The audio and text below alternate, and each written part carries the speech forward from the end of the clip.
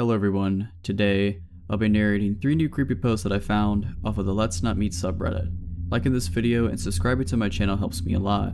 After you've heard these stories, let me know what you think of them in the comments below. But without further ado, let's dive straight into their experiences. These are their stories.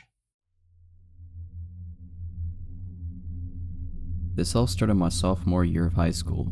I was 15 and at a new school, so I didn't have many friends yet. I was in that phase where I thought I needed a boyfriend to have validation, so I was actively trying to find a date for the homecoming dance. A classmate suggested a junior in one of her classes, whom I will call David, to be my date and got him to ask me out. He seemed nice, so I said yes, a decision that would haunt me for the next 2 years. David and I had fun at homecoming, so when he asked me to be his girlfriend, I said yes. It's important to know that he was quite the loner. He was very much into science and often spent alone conducting experiments in his room and even at school at times. I just brushed it off as him being quirky and figured I shouldn't get in the way of his passions. But it wasn't long before I realized there was much more to his nice guy facade. Over the first several weeks of our relationship, we would talk over the phone and David would make increasingly inappropriate comments about things he wanted to do to me. I was 15 at the time and he was 17, so not only was I incredibly uncomfortable, but he was also nearly an adult making these comments to a younger girl. I kept telling him I wasn't comfortable with the things he was saying, but he always laughed it off as me being prude. I was fed up after a while and finally threatened to break up with him, and that finally made him stop.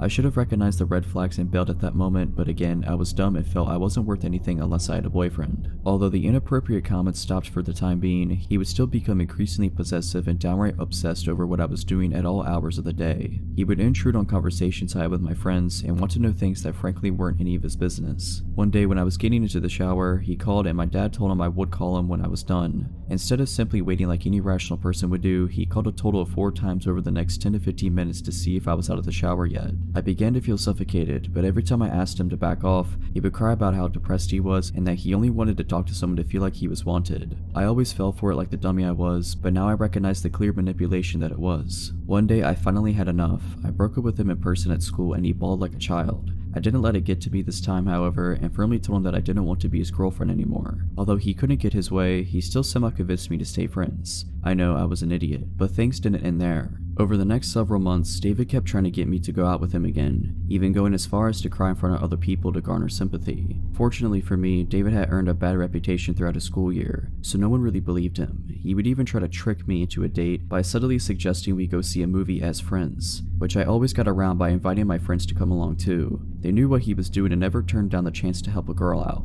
In the last few weeks I spoke to him, he would sit on the phone for hours on end literally begging me to take him back, and thankfully I held on strong and kept refusing. One night his brother actually called me telling me he was crying hysterically. Eventually it came to a point where I told him I didn't want to hang out anymore, because it was clear that he would not stop until I became his girlfriend again. He agreed to not approach me anymore, but I wouldn't be writing this story if it ended here. The very next day at school, David came up to me like nothing had happened. I once again reminded him of the conversation we had the night before about how we agreed to not hang out anymore, but he acted offended that I would even suggest such a thing. Eventually, my friends and I convinced him to leave, but of course it didn't stop there. For 2 weeks straight, he would follow me around school, call my house and my cell phone.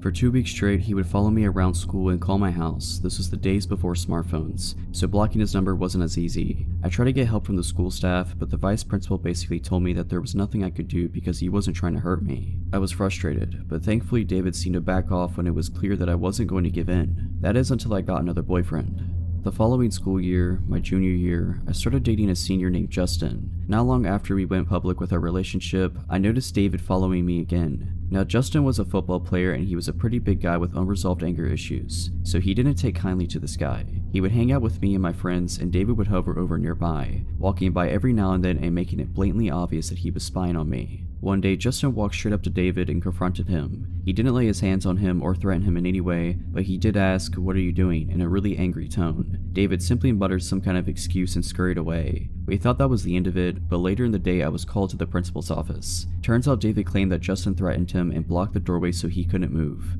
Justin denied it, of course, and told the principal I could back up his claim, which I did. Thankfully, nothing came of it, but this was only the first of a long line of incidents. Over the school year, David and his brother, who was a year younger than me, would try to get Justin in trouble every which way they could, even started rumors and threatening his life. A classmate of mine overheard them talking about ambushing Justin and hurting him, but even though I brought this to the staff, nothing was done about it. All the while, David kept following me when Justin wasn't around. There was even an incident in the school gym one day when a bunch of classes had to stay there for the period. He and I both were there and he made sure to sit on the bleachers nearby, even following me when I moved. I was on the verge of tears, but then I saw two guys I knew sitting on a few rows down from me. They were cool with me, so I got their attention and, after explaining what was going on, asked them if I could sit with them to feel safer. They accepted and we ended up having a good time talking about music. In spite of this, things just kept getting worse with David. Finally, it came to a head when David's brother wrote a letter to Justin's sister. They had been good friends before this whole mess started, and in the letter David's brother threatened physical harm to me and to Justin. The sister gave the letter to Justin, who then came to me,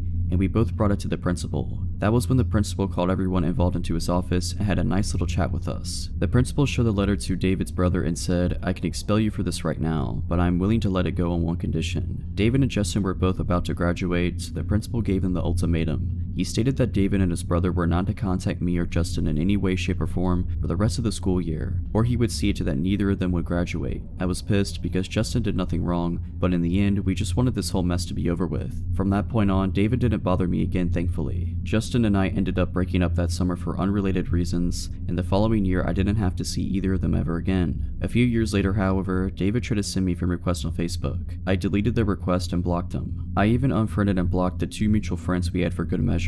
Sure, I was being paranoid, but it made me feel better. There was one last incident involving David, not with me, but with my younger brother. When he was 14, he took his then girlfriend to see one of the Transformer movies and David walked in. Upon recognizing my brother, he sat behind him in his date and kept laughing uncontrollably at inappropriate times and even started kicking their seat. My brother tried confronting him, but it did no good. They didn't bother getting the manager because my brother's date was too afraid he would attack them if they tried to leave.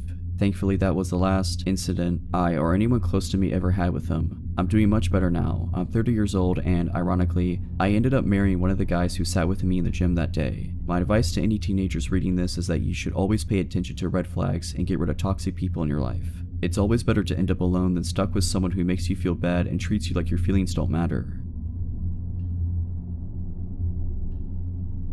This happened a few years ago when I was bartending in college. I was coming home down a stretch of divided highway at around 3 a.m. when I noticed a car heading towards me in the wrong lane. I doubted myself at first and thought that the car was on the other side of the highway. Sure enough, the white Ford sedan passed me at a really high speed at around 90 miles per hour. It's worth noting for later that I also drive a white Ford sedan. I was used to drunk/idiot drivers in the middle of the night, so I pulled to the side of the road and let him pass me. I had a moment of clarity and thought to call the police, thinking this person could hurt themselves or somebody else. The dispatcher answered, and after telling them which road and exit/mile marker I was at, told me they would send a car. The state police station was only a few exits away, so I figured they would send somebody and I would just drive home. As I headed back onto the highway, I noticed some lights a few miles behind me. I live in a more rural part of southeastern Pennsylvania, and traffic at 3 a.m. tends to be truckers and cops. The car gained on me as I was getting up to speed, so I stayed in the right lane and waited to be passed. Instead, they flipped on their high beams, making it uncomfortable to drive, and rode my tailgate. At this point, I thought I was going to be pulled over by the police. I drove a white Ford sedan and had just called out a different white Ford sedan, so I grabbed my registration from my glove box. Suddenly, the car behind me audibly slammed on the brakes and stopped in the middle of the highway. They must have shut off their car because the lights went out and I saw what looked like the same Ford sedan from earlier. Still, I thought this may have been a police car. They had a roof rack, and it could have looked like I had reached for a gun in my glove box or something. I panicked and called 911 for the second time and asked the dispatcher if they had sent a cruiser to investigate. The dispatcher was a little curt with me and assured me that they sent somebody out. "Dispatcher, we have sent a trooper out to find the car, sir." Me, I only ask because somebody is following me and acting weird. It could be a cop, and I think I freaked them out by getting my registration. Dispatcher, are you pulled over? Me, no, they didn't turn on the lights. Dispatcher, let me try to get the trooper we sent out. As she was talking, the car again sped towards me and stopped inches from my bumper. Again, their high beams were on, and again, they slammed their brakes. I told the dispatcher, I'm pretty sure this is not the police behind me. The car sped to my bumper again and turned their high beams on, this time laying on the horn. Hearing this, the dispatcher asked me what was happening. Dispatcher, what's happening? Did you honk? Me, that's the car behind me. I don't think it's a cop. Dispatcher, I'll try to get the trooper again, but I don't think that's him behind you.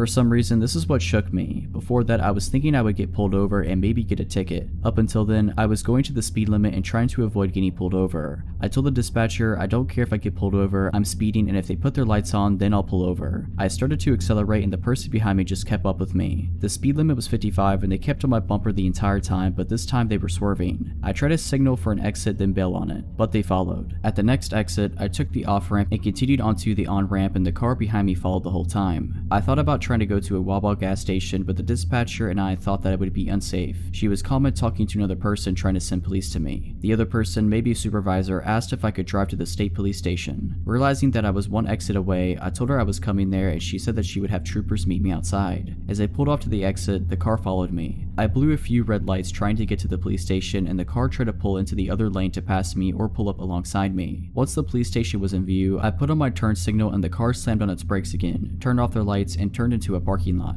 The story ends kind of anticlimactically as I pulled into the police station and met the troopers. Two of them went to find the car and I stayed with the third trooper. I think the dispatcher and her supervisor and the state trooper escorted me home after taking a statement from me. I was never called to follow up or testify, so I can only assume the person didn't get caught.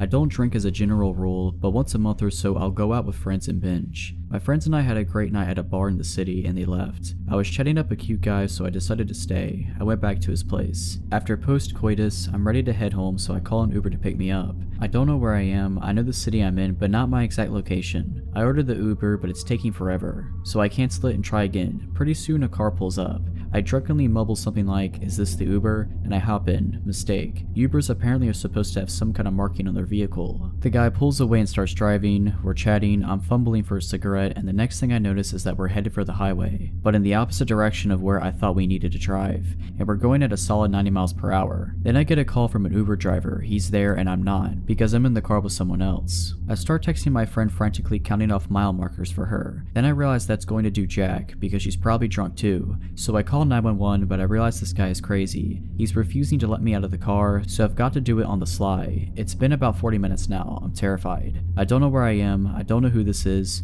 We're driving at over 100 miles per hour, weaving in and out of traffic. This guy is trying to get me to hang up my phone call, and also smoking pot, so I don't want to do anything that might provoke a violent reaction from him. I start chatting to the 911 dispatcher as if it's my friend, praying that they'll catch on. "Hey girl, it's me. Yeah, I'm with someone right now. We're driving past highway exit." "No sweetie, it's not my Uber. I thought it was, but it's not. It's a shame you can't come and meet me and bring friends." Thankfully, the operator catches on. He gets me to stay on the phone while he sends cops, and we develop a code. If I see cops, I'm supposed to casually put my hand out the window, which looks semi-normal because I'm smoking a cigarette. We pull into some random little housing complex, and he busts out some powder and forms two lines. I now have confirmation that he does drugs, which means he's probably emotionally volatile. I relay this to the operator in code, "Oh girl, I wish you were here right now. This guy just busted out the coke. You'd love it. He's taken a really big bump, man after my own heart," etc. Pretty soon I can see the lights from the cop car, so I start waving my hand out the window. At this point, I don't care if he's onto me or not. I don't know if he has a weapon, but I slump down on my seat just in case things get hot. The cops surround us, get him out of the car, and then, once it's safe, they extricate me as well. They whisk me to the hospital for a drug test and evaluation, and that's where my story ends.